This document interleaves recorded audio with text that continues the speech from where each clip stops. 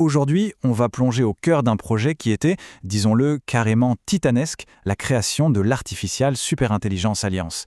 Le but, créer un géant de l'IA, mais un géant décentralisé. C'est une histoire vraiment fascinante qui mélange de la technologie de pointe, une ambition démesurée et bien sûr, comme souvent, des conflits internes. En fait, tout est parti d'une question qui peut paraître un peu folle.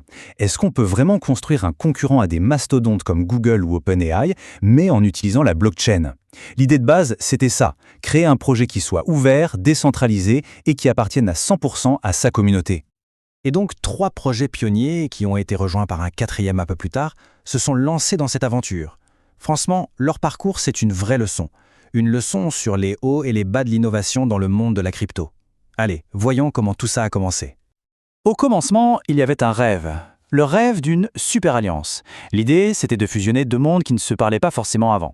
Celui de l'intelligence artificielle et celui de la blockchain. Le but final, donner naissance à une nouvelle puissance, mais une puissance complètement décentralisée.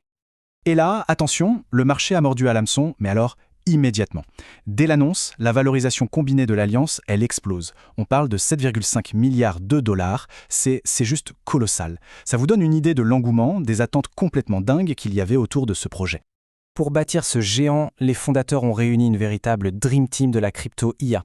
On avait Fetch.ai avec ses agents d'IA autonomes, il y avait SingularityNet et son marché de services d'IA, Ocean Protocol pour tout ce qui est gestion sécurisée des données, et un peu plus tard Kudos pour la puissance de calcul décentralisée. Chacun amenait vraiment une pièce essentielle du puzzle. Bon, maintenant, passons un peu à la mécanique. Comment est-ce qu'on fait concrètement pour unifier les projets aussi différents? Eh bien la réponse, elle se trouve dans une opération financière assez complexe. La fusion de leurs crypto-monnaies, de leurs tokens, pour n'en former qu'un seul, l'ASI. Le plan qui a été approuvé en avril 2024 s'est déroulé en 2 temps. D'abord, première étape, il a fallu convertir les tokens de SingularityNet et d'Ocean en tokens de Fetch.ai, le dollar FET.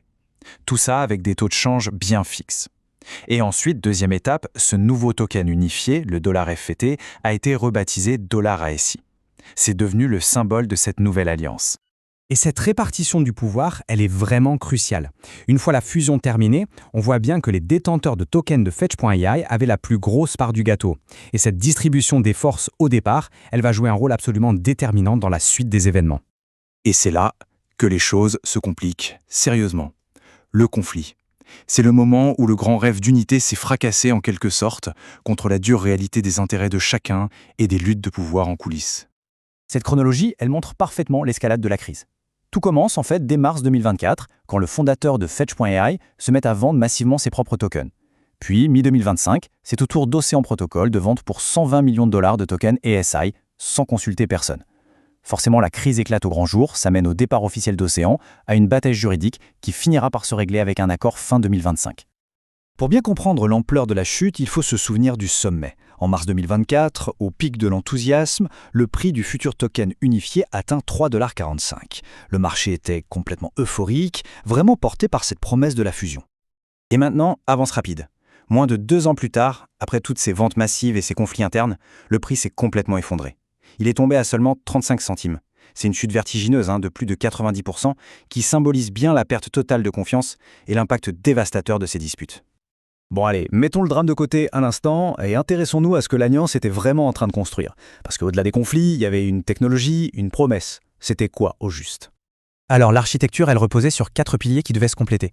D'abord, l'ASI Chain, une blockchain faite exprès pour que les agents d'IA puissent discuter et faire des transactions. Ensuite, l'ASI Data, une sorte de marché pour acheter et vendre les données nécessaires à l'entraînement des IA. Puis l'ASI Compute, un réseau pour fournir de la puissance de calcul à la demande. Et enfin, l'ASI Intelligence, avec toute une suite de modèles d'IA, y compris leur propre modèle, le ASI 1 Mini. En gros, l'objectif, c'était de créer un guichet unique pour l'IA décentralisée. Mais voilà, assembler toutes ces pièces, c'était un défi absolument colossal. Une analyse interne a même révélé qu'en réalité, il y avait peu de chevauchement entre les technologies des différents projets. Et donc un risque que les synergies soient, de façade. Autrement dit, que ce soit peut-être plus une opération de communication qu'une véritable fusion technique. L'approche de l'Alliance, c'était donc celle du tout-en-un, du guichet unique, tout intégré dans un seul écosystème. C'est une stratégie très différente de certains concurrents qui, eux, préfèrent se spécialiser sur une seule chose, comme l'entraînement de modèles. L'avantage pour ASI, c'était un énorme potentiel de synergie. Le risque, bien sûr, c'était une complexité d'intégration gigantesque. Alors, au final, quel est le verdict de toute cette histoire? Comment est-ce qu'on peut évaluer ce projet, qui est un peu coincé entre un potentiel immense d'un côté et des risques d'exécution qui se sont avérés bien réels de l'autre? Ce graphique, il résume parfaitement le grand dilemme de l'Alliance. D'un côté, on a une communauté gigantesque, un engouement médiatique très, très fort. Et de l'autre, une utilisation réelle des produits et des revenus quasi inexistant. C'est le grand écart classique entre la promesse et la réalité du terrain. Du coup, le verdict des analystes est sans appel, le projet est placé en watchlist, c'est-à-dire à surveiller. Qu'est-ce que ça veut dire? Ça veut dire qu'il y a un potentiel à long terme qui est indéniable, mais que les risques liés à l'exécution et à la gouvernance sont beaucoup trop élevés pour avoir confiance tout de suite. En clair, il faut attendre de voir des preuves concrètes de progrès. Et cette citation, tirée de l'analyse, elle résume ça parfaitement. Le potentiel est bien là, c'est clair, mais les risques obligent à la plus grande prudence. Il faut attendre des signes tangibles que le projet est vraiment adopté et utilisé avant d'imaginer s'engager de manière significative. C'est ce qu'on pourrait appeler de l'optimisme très très prudent. On termine donc avec cette question qui reste en suspens. Est-ce que l'Artificial Superintelligence Alliance est juste un rêve brisé, l'échec d'une ambition qui était trop grande?